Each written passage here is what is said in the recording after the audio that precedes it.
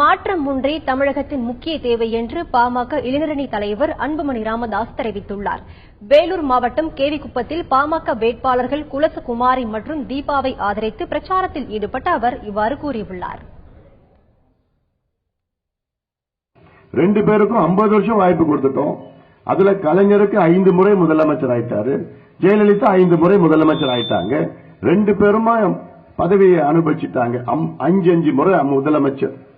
5 முறை முதலமைச்சர்னா சாதாரணமா நினைச்சுப்பார், எவ்வளவு செய்யலாம். அந்த வாய்ப்பெல்லாம் அவங்க பயன்படுத்தல. இல்ல, எங்களுக்கு 6வது முறையா முதலமைச்சர் கொடுங்கன்னு கேட்டுட்டு இருக்காங்க. 5 முறை நீங்க என்ன பண்ணீங்க? இந்த ஊர்ல குடிக்கிறது தண்ணி இல்லையா, அதுக்கு நீங்க பண்ணீங்க. வேலை வாய்ப்பு கிடையாது, என்ன பண்ணீங்க. விவசாயிகள் தற்கொலை பண்ணிட்டு இருக்காங்களே, என்ன பண்ணீங்க. பள்ளிக்கூடத்தில் வாதியார் இல்லையே, என்ன பண்ணீங்க. ஆஸ்பத்திரியில் டாக்டர் கிடையாது, மருந்து கிடையாது, நர்ஸ் கிடையாது. என்னதான் நீங்க பண்ணிட்டு இருக்கீங்க? என்ன இதுக்கப்புறம் உங்களுக்கு வாய்ப்பு கொடுத்தா நீங்க என்ன பண்ண போறீங்க? ஒன்னும் பண்ண போறது கிடையாது. ஏமாத்திட்டு, கொள்ளை அடிச்சுட்டு, சுரண்டிட்டு, சொத்துலாம் சுரண்டிட்டு, இதெல்லாம் ஏமாத்து. நீங்க ஏமாளிகளாக இருக்கிறீங்க. உலகத்துல தமிழர்கள் மேல ஏமாளிகள் யாரும் கிடையாது. ஏன்னா உங்களை சுலபமா ஏமாத்திடலாம். தமிழ்நாட்டில் என்ன ஒரு வசனம் பேசிட்டா கை தட்டிட்டு ஆஹா சூப்பர்றான்னு சொல்லி ஏமாந்துடுவீங்க.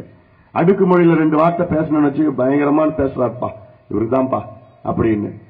இப்படி எல்லாம் ஏமாத்தி ஏமாத்தி நீங்களும் ஏமாந்து இந்த நிலைமையில் நாம் இருக்கின்றோம்.